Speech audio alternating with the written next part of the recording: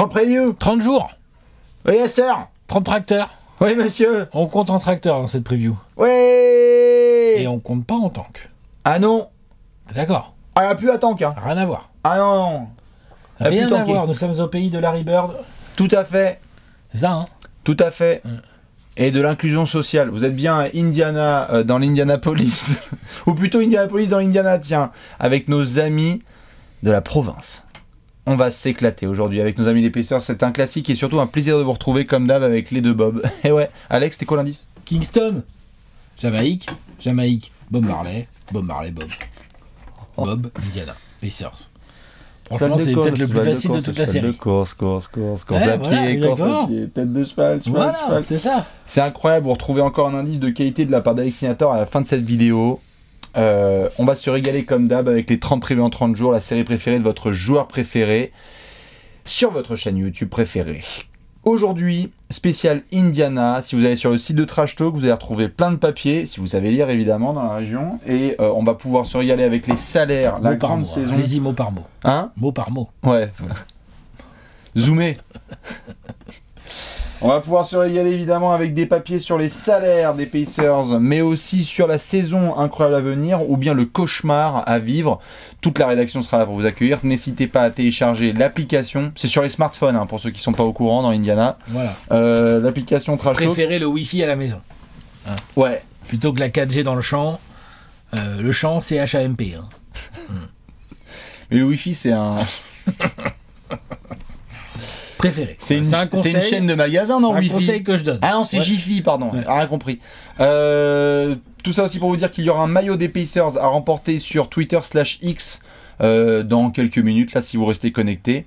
Et tout le dispositif sera autour de nos amis les Pacers, franchise dont on a beaucoup parlé et rigolé ces dernières années. Mais attention à la saison à venir, Showtime. Ah non, Showtime, c'était la preview précédente. Non, Showtime, c'est pour le Magic. C'est ça. Oui. Quoique si on demande à Monsieur Tyrese Haliburton, Magic Johnson fait partie de ses joueurs préférés dans sa carrière. Hein. Complètement, mais il a bien raison d'ailleurs. Comme d'habitude, les rubriques resteront les mêmes puisque ça fonctionne. D'abord, on aura un coup d'œil dans le rétroviseur. Celui du tracteur, évidemment. Voilà. Ensuite, on ira faire un petit... Voilà.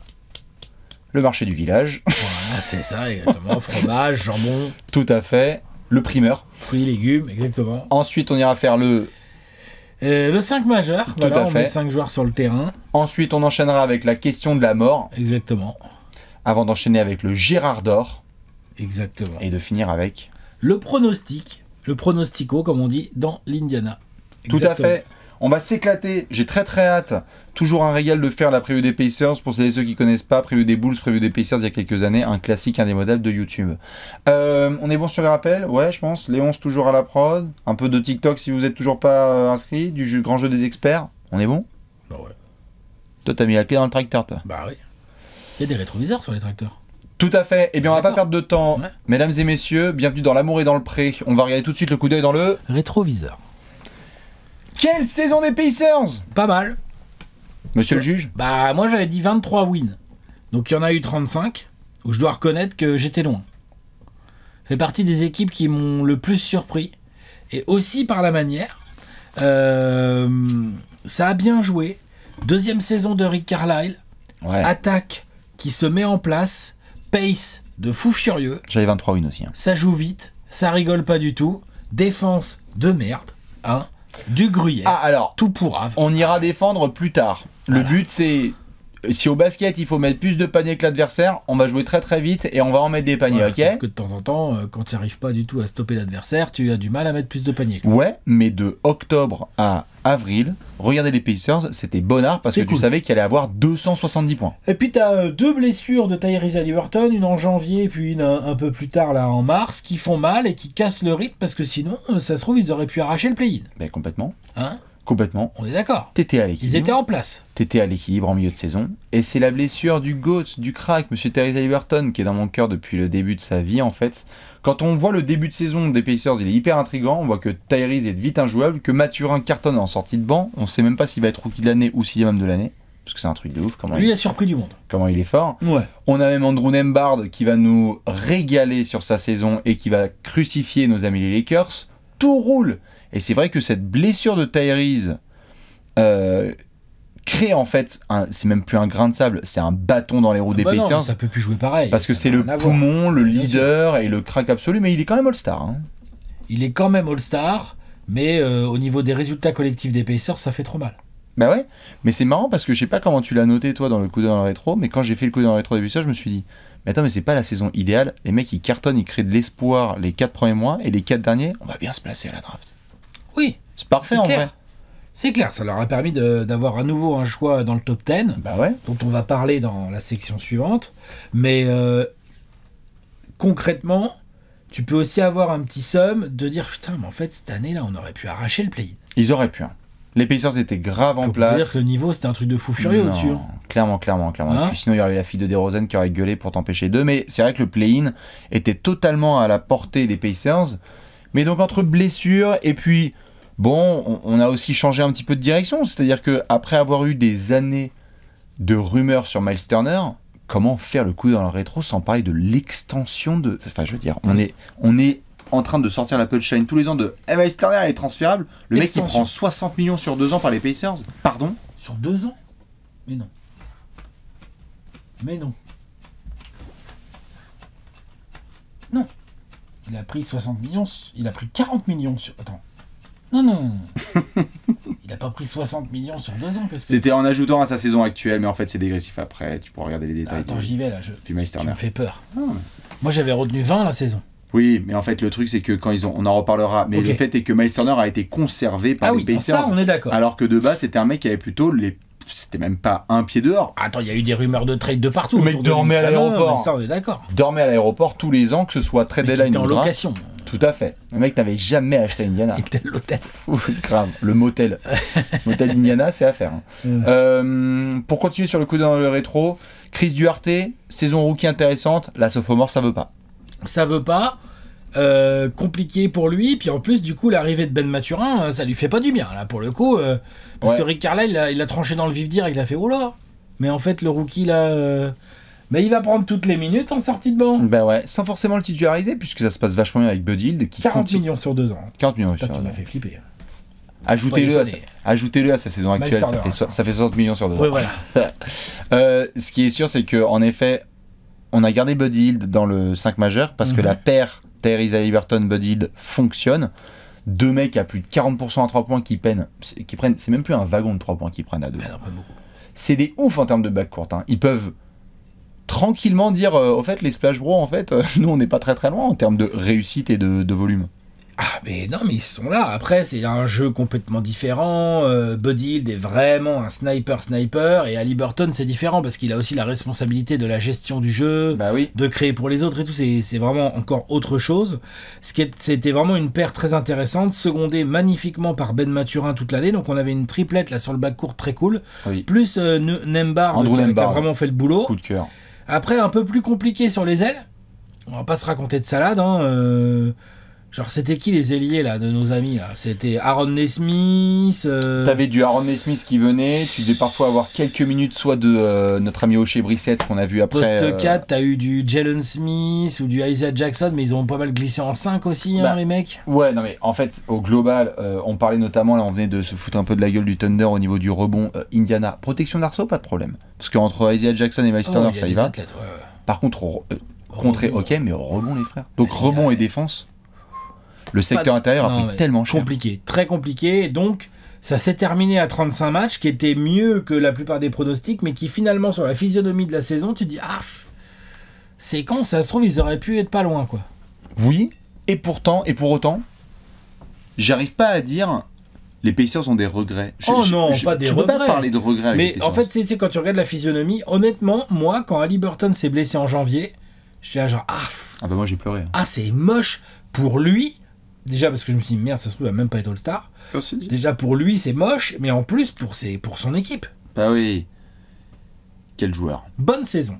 Bonne saison des Pacers. Ouais. Équipe très très cool à regarder. Beau maillot. Très beau maillot. Le maillot des Pacers. Mais beau maillot et puis tu connais rien au basket, tu regardes. Ou même tu connais le basket, tu regardes. Indiana, on était en mars, t'es crevé. Il est 1h du mat et t'as un Pacers Rockets ou un Pacers qui tu veux, tu te dis mais génial, Je sais pas combien il y a eu de premiers cartons où les mecs ont fini entre 35 et 40 points marqués. Ça cavale. Et ça fait plaisir d'avoir des projets de reconstruction où YOLO Basketball, et puis tu as vanté souvent les qualités offensives de Monsieur Rick Carlisle. Je crois qu'il a posé un bout d'identité. Il a toujours fait bien marcher les attaques, Rick Carlisle. Et là, ça fonctionne. Ah oui, je te compris. C'est juste la défense où il va falloir... Les ailes étaient un peu faiblardes et tout, donc forcément, ça donne une bonne indication à Kevin Pritchard sur quoi faire pendant l'été, quoi. Tu vois. C'est vrai qu'à Indiana, nous avons des decision makers qui devaient savoir comment utiliser leurs francs, puisque là-bas, on paye encore... ou même en shillings, je crois, ils payent encore là-bas. On va regarder tout ça ? Allez, on y va. T'es prêt ? Ouais. On regarde ça tout de suite dans le marché de l'été.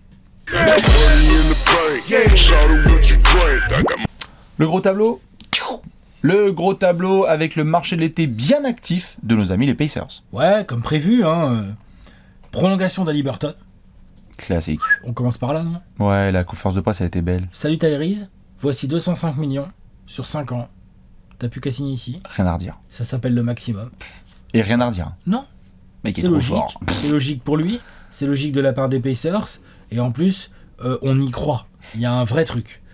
Il y a une relation avec le coach, enfin tout. Avec les fans et tout. C'est logique. Moi, j'étais trop content quand il a été prolongé. C'est beau. Il était ému et tout pour sa famille et tout. C'est formidable. Merci à Kendall Brown d'avoir pris le spot qui a été laissé par certains garçons au niveau de la prolongation. Après, quelques départs. On a vu Chris Duarte. Chris Duarte, t'en as parlé. On parlera chez les O'Shea Brissett, Boston. qui est parti. Bon, là, je vois qu'il y a écrit George Hill. Bon, mais, Georgie et James Johnson, merci d'avoir... voilà. C'est pour l'anecdote, hein, comme on dit. C'est pour les ostéos.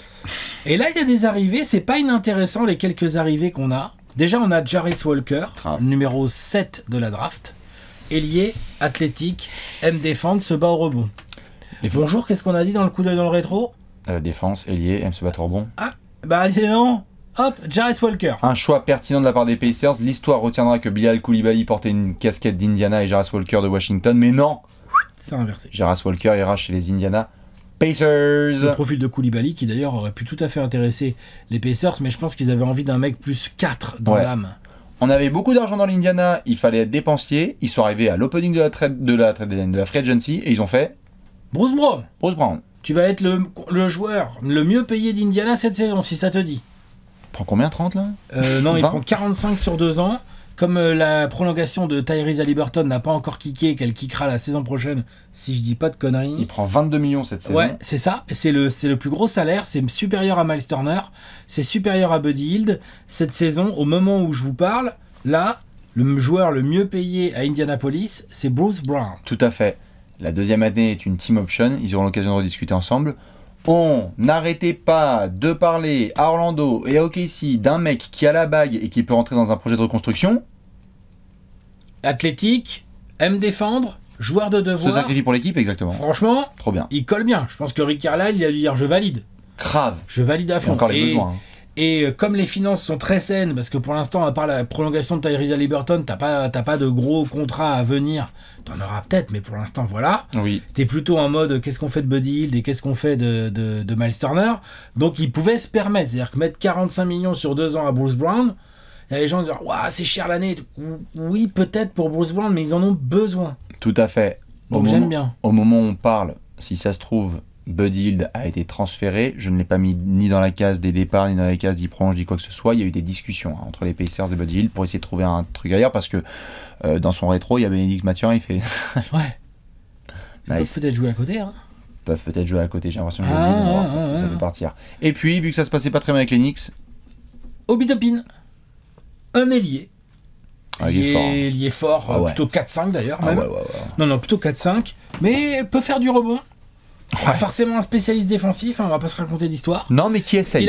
Exactement, sous la gouverne de Tom Thibodeau, il a essayé de donner de l'intensité. On verra ce que ça donne chez Carlisle. Ouais, et autant Jarvis Walker et Monsieur Bruce Brown rentrent dans la dynamique défensive de vouloir apporter de l'aide, autant les contre-attaques d'Indiana avec Obi Toppin cette saison. C'est cool. Oh putain. Jarvis Walker aussi peut finir. Ah non, mais tous, tout à fait, mais c'est pas un.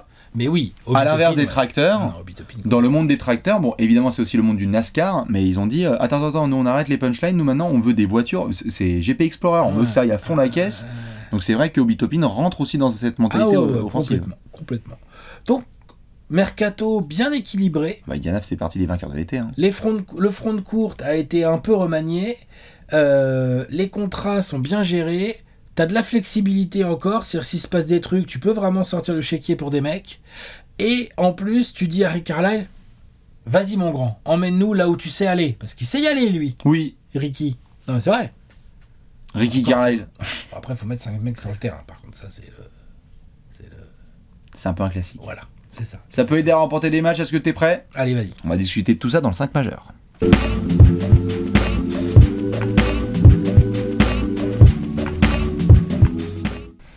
Le 5 majeur, avec un meneur, un arrière, un ailier fort et un pivot dans cette section. On est chez Ricky Carlisle, on lui demande tu t'en souviens les années Mavs? Regarde ce qui arrive. Il faut mettre 5 joueurs sur le parquet avant d'en discuter ensemble. Les 11, le petit visuel avec l'équipe NASCAR de Monsieur Rick Carlisle. Voyons voir qui vous mettez dans le 5 majeur des Pacers. Vous avez ici l'effectif. Battez-vous dans les commentaires s'il manque des updates. On est rentré officiellement dans les camps d'entraînement. Comme d'hab, Alex. Je vous pose la question, je te la pose. Combien tu as de verrous? 4,5. Ouais, 5, ouais. Allez, 4,5, t'as raison, allez. À la mène. À Tyrese Haliburton. Au poste de pivot. Miles Turner. Au poste 4. Poste 4, Jarrett Walker. Au poste 3. Bruce Brown. Et il reste le poste 2 entre Mathurin et Hield. Où, si tu suis la lignée de l'année dernière, ce serait plus Hield avec Mathurin qui sort du banc. Mais au moment où on parle, comme le disait Bastien, c'est pas encore fait, mais peut-être que Buddy Hield pourrait être à nouveau dans des rumeurs de transfert et à nouveau peut-être dans un trade. Il a quand même un profil qui attire à fond. T'as plein d'équipes. Tu leur dis, ouais, on rajoute Buddy Hield à votre roster. Ils vont faire, ouais, d'accord, c'est bien. Ça me va. Non, mais c'est vrai. On a fait qui il y a 2 jours? Orlando? Ouais. Voilà, par exemple, tout à fait. Attends, tu voulais un sniper Orlando? Ah non, mais tout à fait. Allô? Tout à fait d'accord. Moi, j'appelle direct. Et ils sont pas les seuls. Je sais que les Bucks sont sur le coup. Enfin, il y a trop de gens. Donc, c'est logique. Buddy Hield intéresse forcément. C'est vraiment un des tout bons shooters de l'ère moderne, quoi.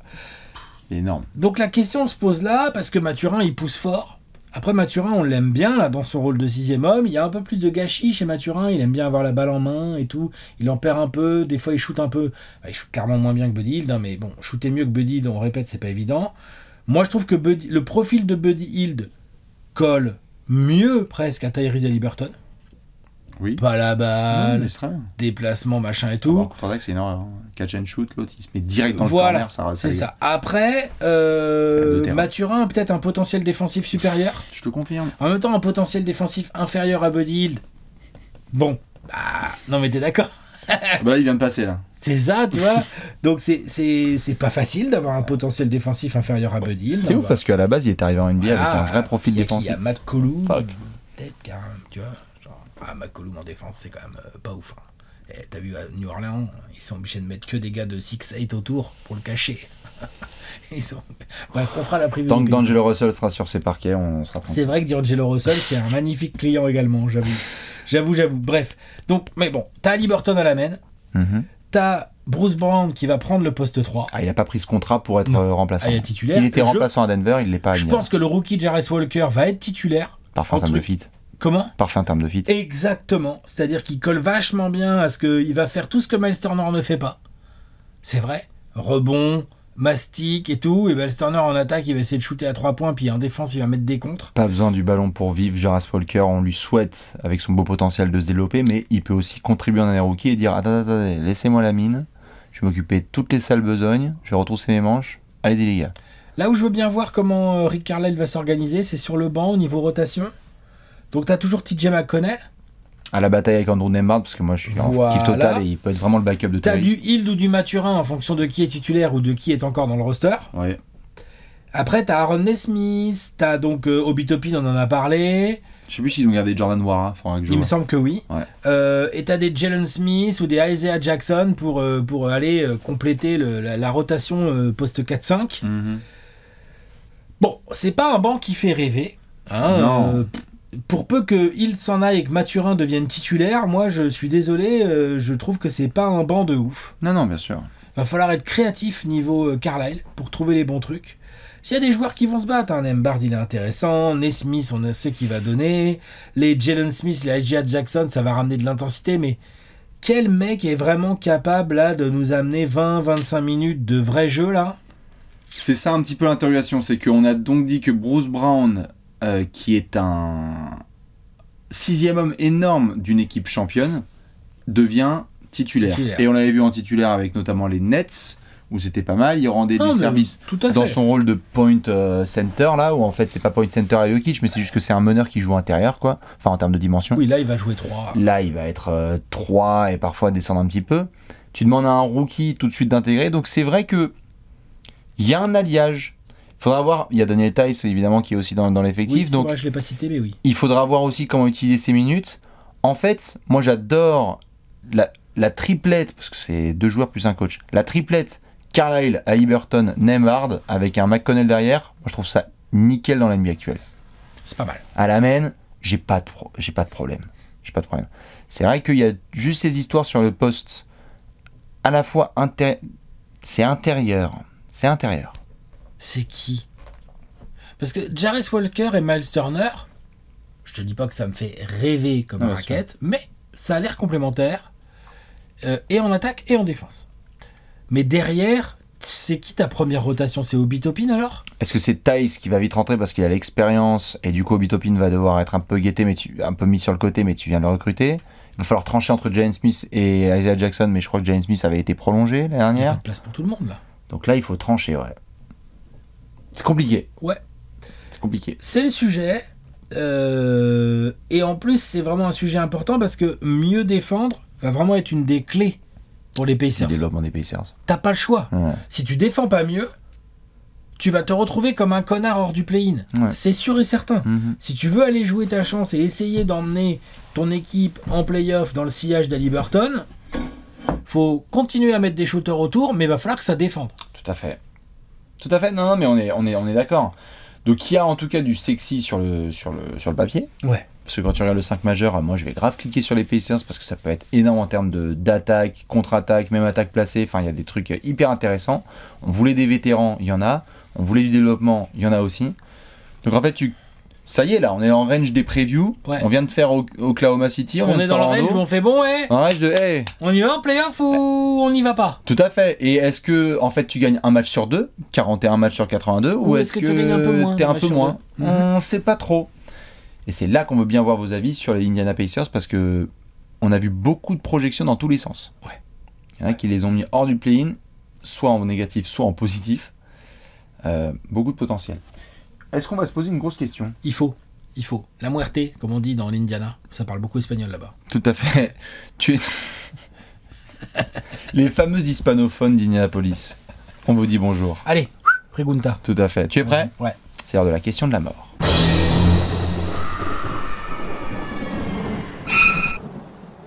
La question de la pregunta de la muerte. Et alors?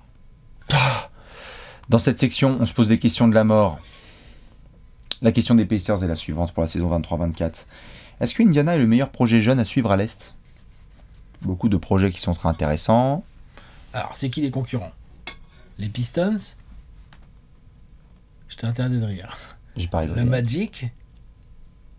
Magic, il y a des jeunes. Hein. Nous avons Détroit, où il y a des jeunes. C'est excitant, on va voir. Là, j'avais juste un Détroit, je mets en dessous. Détroit, je les mets au-dessus. Quoi? Non, mais je les mets dans ce range-là. Je les mets dans le range de équipe avec un projet intéressant et potentiellement sexy. C'est plus le potentiellement sexy, en fait. Ouais. Sexy. Orlando, il y a du jeune aussi. Orlando, il y a du jeune. C'est pas mal. Washington, on les a mis dans un range qui est un cran en dessous, c'est-à-dire on va voir, parce que c'est super, Bilal, Jordan Poole et compagnie, mais c'est quand même... On les attend pas aussi haut quand même que Indiana. Et après, il y a une espèce de... Je sais pas si on peut appeler ça une chute, mais il y a des vraies interrogations sur des franchises dont on va devoir faire les previews à l'avenir. Je sais pas comment ça s'est passé pour toi.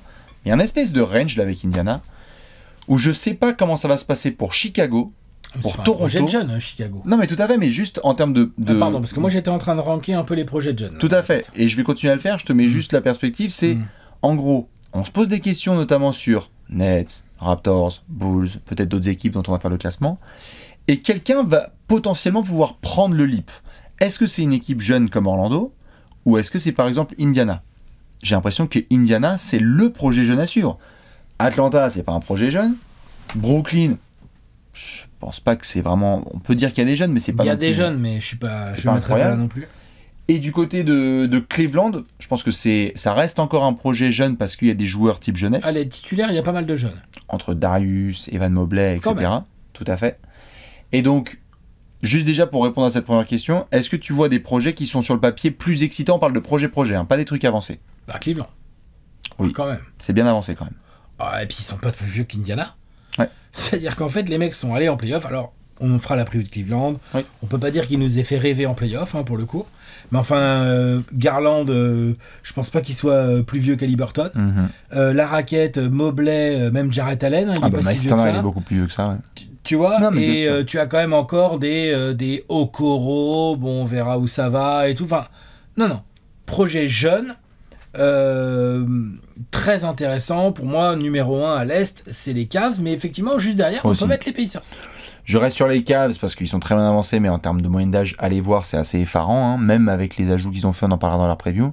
Et donc ça me mène à la question dont je t'avais parlé en off, qui est que, bon, on peut faire un classement super pour savoir si Indiana est le projet le plus jeune, mais voilà, la plus grosse question au sein de cette question de la mort, c'est Indiana nous a régalé pendant 2 mois et demi la semaine dernière. Ouais, 2-3 mois. Allez, 2-3 mois, pour être gentil. Où placer le curseur avec les Pacers? Est-ce que c'est vraiment un truc sexy d'un soir génial, les Pacers ont été super, mais ça va s'effondrer assez rapidement?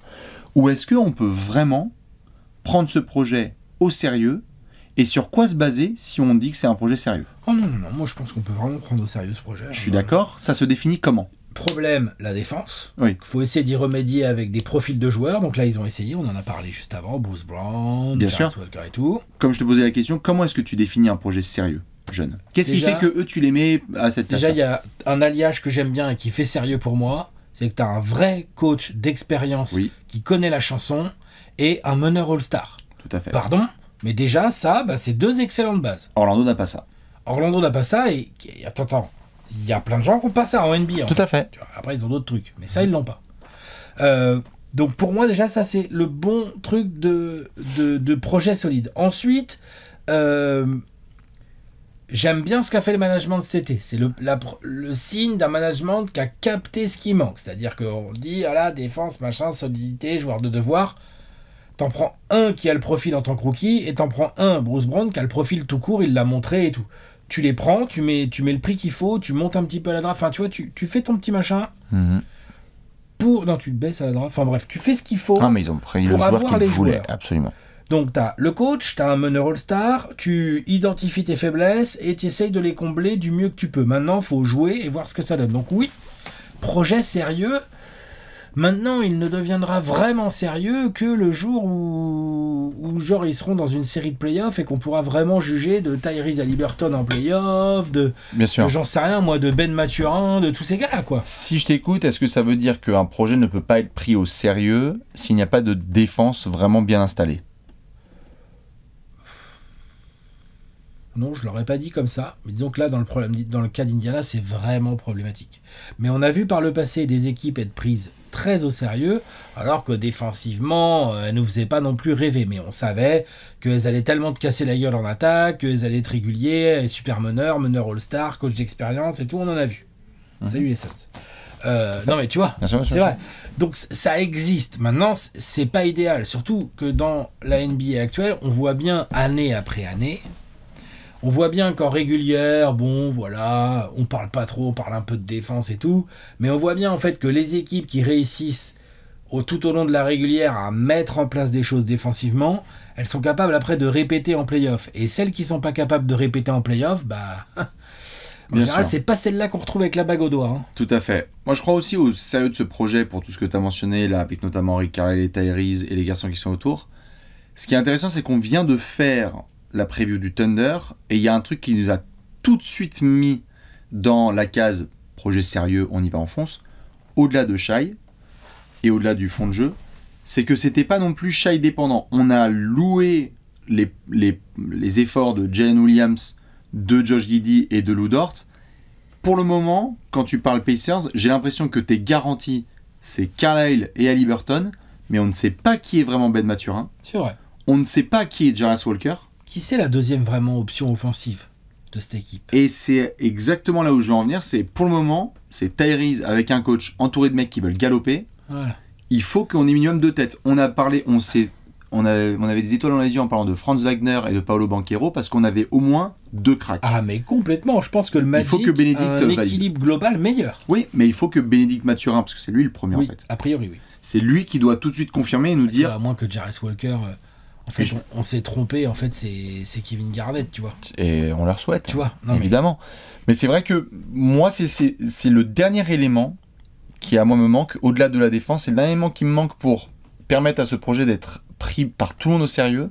C'est que pour le moment, c'est hyper Tyrese dépendant, et on l'a vu la saison dernière. C'est vrai. Il n'est pas là, ça devient une équipe bottom de la NBA. Donc, faut évoluer à la Memphis que Memphis a su faire ces dernières années. Qui n'est pas déjà dépendant. Avec un groupe de jeunes. Oui.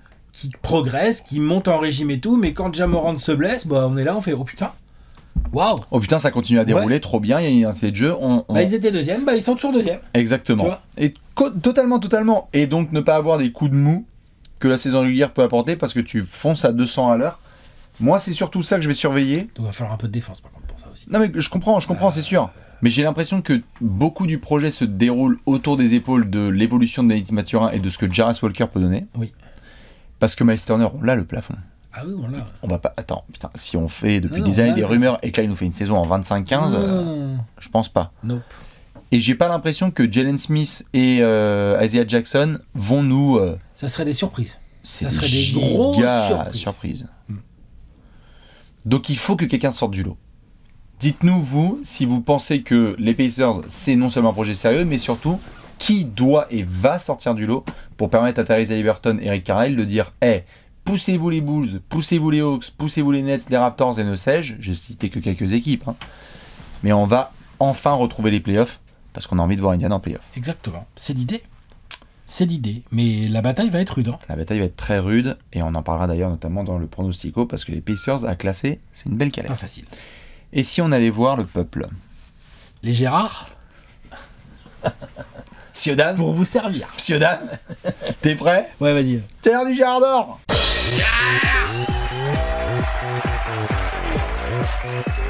Le Gérard d'Or, le Gérard d'Or. Alex le backflip, attention. Propre. Et ça passe. Propre. Très plus propre. que passé là, c'est. Ah oui, non, c'était fluide. 9 sur 9, hein. Ah ouais. Bientôt au tir, comme on dit. Exactement. Nous sommes dans l'Indiana, dans le Gérard d'Or, c'est très très simple. Cette section, c'est celle du peuple. Il y a un joueur qui va nous faire cliquer sur Indiana. Si vous avez l'ADSL et que vous voulez regarder les Pacers sur place, quel joueur sera votre Gérard d'Or? Alex, c'est qui ton Gérard cette saison, Indiana? Bruce Brown. Déjà, c'est un joueur que j'aime bien. Je l'aimais bien au Nets. J'ai adoré vraiment ce qu'il a proposé en sortie de banc à Denver. Et puis, il a été vraiment archi récompensé parce qu'il y avait un effectif qui croyait en lui. Et puis, au bout, il y avait la bague. Voilà, Murray, Jokic, Mike Malone et tout ça. Super.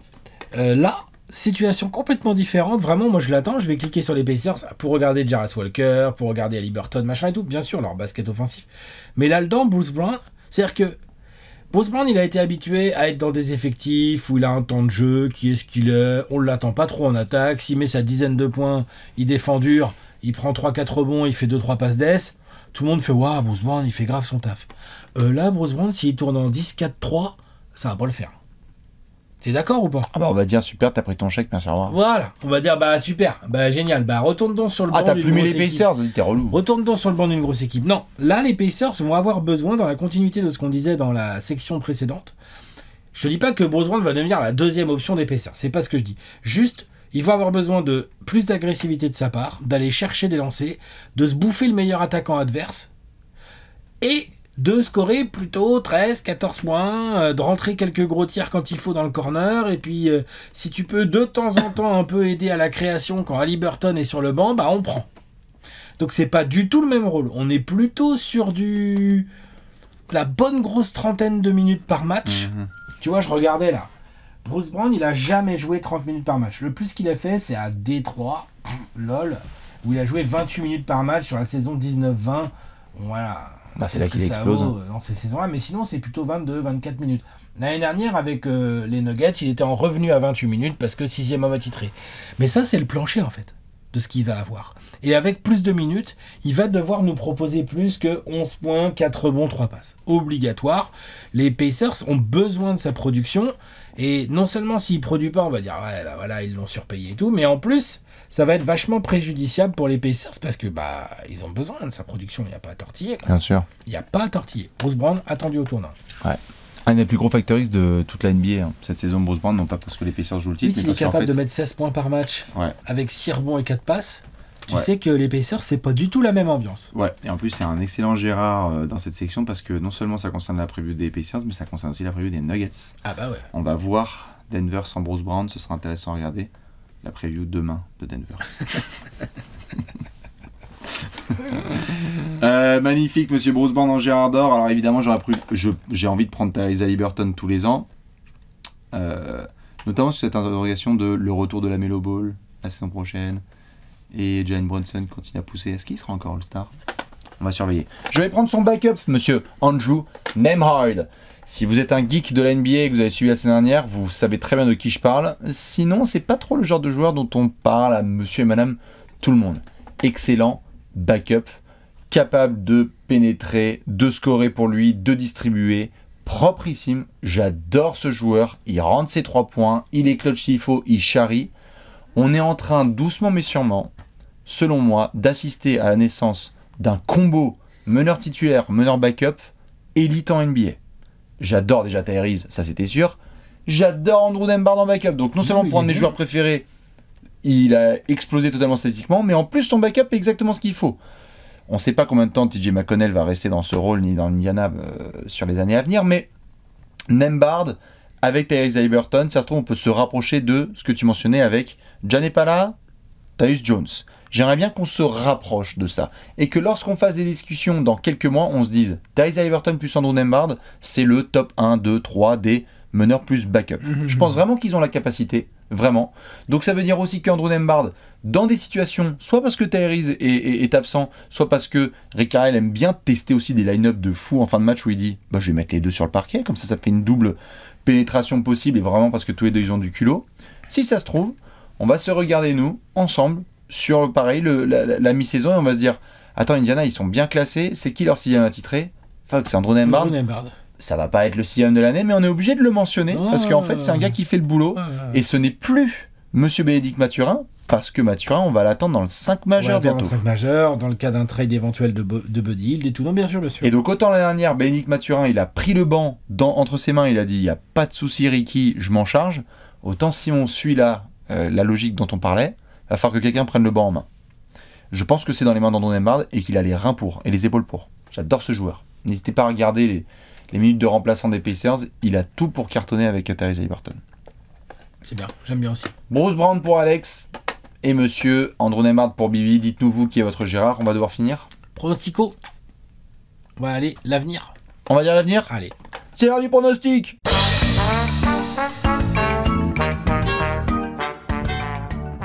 Pronostic time. Qu'est-ce qui se passe dans cette section ? On raconte l'avenir ? Ouais, exactement. Ah oui, c'est ça. Bientôt l'électricité. Nous sommes dans l'Indiana avec nos amis les Pacers et dans cette section on va vous raconter l'avenir avec 24 secondes pour Alex et 24 secondes pour Bibi. Avant ça, Bordeaux jaune, les mineurs, c'est-à-dire les gens qui n'ont pas 18 ans, interdit de jouer, c'est interdit, voilà, c'est comme ça, c'est la loi. Et pour les autres, ceux qui peuvent jouer, attention, on mise pas l'argent qu'on peut pas se permettre de perdre. Conseil simple, efficace, même quand il est donné avec un bob, il a 100% de réussite. Exactement. Ouais. Please, ne faites pas les bolos. Maintenant qu'on a fait les petits rappels importants, y a-t-il une cote pour les Pacers ? Il y a une cote, une belle cote là qui s'affiche en bas de votre écran. Tyrese Haliburton sera le meilleur passeur, et je parle en moyenne de passes, de la ligue cette saison. Pas des Pacers. Cote à 2,5. Non, bah non, des Pacers, voilà. Cote à 1,01 pour les Pacers. Là, c'est la cote, elle est à 2,5, elle est boostée à 3. Ouais. La concu. Alors, la concu... Trae Young. Oui. Ah oui. Harden, on verra où il joue. Harden, on verra où il joue. Tout à fait. Qui c'est qu'il y a d'autres comme concu ? Luka Doncic, Niko Jokic. Oh putain. Concu. Ouais. Tous les gars. S'il arrive pas trop bourré de Serbie. Ouais, tout à fait. Guidi, Draymond, tous les gars qui sont capables de se rapprocher des 8, 9, 10 passes comme ça, on va voir. Ouais, c'est vrai qu'il y aura du monde. Peut-être qu'on aura aussi des garçons comme les rookies qui vont débarquer, je sais pas, Scoot Anderson, si ça se trouve, on va faire genre, oh shit, il a réussi à bien distribuer. Mais il est là. Tyrese Haliburton, il est dans cette discussion. Ouais, au-delà des histoires de paris, on a dit, vous faites attention, vous ne faites pas les bolos. C'est que les mecs vont prendre 200 tirs par match. Grave. Tu prends, je te pose juste une question, tu prends Tyrese Haliburton ou le field? Pour ceux qui n'ont pas le type de question, c'est est-ce que vous préférez prendre n'importe quel joueur que Tyrese Haliburton ou Tyrese Haliburton? Non, je prends n'importe quel autre joueur. Quand même. Non, je prends Tyrese. Quand même, il y a du monde. Tyrese, dites-nous ce que vous en pensez. Ce qui est sûr, c'est qu'il doit avoir un over-under. Ouais, il est à 37,5. En ce moment, je suis sûr. C'est ciselé l'affaire. En ce moment-là, c'est ciselé. On est comme à ça. Est-ce que Alex, tu es prêt? Oui. 24 secondes pour nous raconter l'avenir des Pacers. Attention, 3-2-1, David West. 38 victoires cette saison pour les Pacers. Je leur en donne 3 de plus que l'année dernière, mais dans mon tableau, ça fait 11e de l'Est. Oui. Aux portes du play-in. Leur capacité à défendre un tant soit peu mieux que l'an dernier, je pense que ce sera le cas, mais il va falloir vraiment s'améliorer sur ce point. Peut tout changer et changer beaucoup ce pronostic. Je les vois encore un peu courts. Je les vois un peu courts, notamment sur le front de courte. C'est encore on est sur un plateau à Indiana et il va y avoir une autre côte de montée, mais pas cette année. Une montée en tracteur, quoi. Ouais, exactement. Normal. Ça prend du temps. Ça tire. T'as le cul qui est lourd, quoi. Séquence. Ouais. Elle est très belle, très bien. Eh bien, écoute, je vais essayer de faire aussi bien. Attends, j'avais enlevé le chronomètre. Je vais le faire tout de suite dans une seconde. Je t'envoie mon pronostic? Vas-y, je t'en prie. 3, 2, 1, top. 38 victoires pour les Pacers. Ils rentrent dans le play-in. Oh, ils rentrent dans le play-in. Et tu sais quoi? C'est mon plancher pour les Pacers, 38 victoires. Alors, comme d'hab, chaque année, les fans des Pacers vont nous dire non, à chaque fois vous êtes à côté de la plaque, cette fois on va faire 27 wins. Je pars d'un principe simple. Tyrese Haliburton est sur le terrain, les Pacers sont bons. Il n'y a pas à discuter. Ils étaient en 50% de victoire quand ils jouaient. Il s'est blessé, ils étaient pas bons. Tant que Tyrese est là, avec les joueurs qui l'ont entouré, avec l'expérience de Rick Carlisle, ça fait minimum 10e place et 38 victoires. Le play-in, je suis d'une déception totale s'il n'y a pas l'Indiana Pacers. Ok. Eh ben, j'attendrai de voir quelle équipe t'as enlevé par rapport à moi. Eh ouais. Non, Ah bah je me suis mouillé, mais tu vas voir. Ça va être compliqué. Salut les boules. On va montrer le gros tableau. Ouais, vas-y. Ça se gros tableau. Et oui, moi ça y est, j'ouvre la porte du play-in tournament à l'Est, alors que Alex pas encore. Nous a pas encore ouvert ça. Je prends mon temps. Eh oui, dites-nous, vous, où est-ce que vous mettez les poteaux de Monsieur Miles Turner qui ne sera peut-être pas dans les rumeurs de transfert cette saison pour la première fois depuis sa naissance. Comme d'hab, Léonce, Alex et Vivi, on vous fait des bisous. On vous retrouve demain pour une nouvelle preview. On vous attend dans les commentaires et je vous laisse avec le roi des indices. L'indice c'est Chris Bosh et Grant Hill. Chris Bosh et Grant Hill, à demain. Ciao.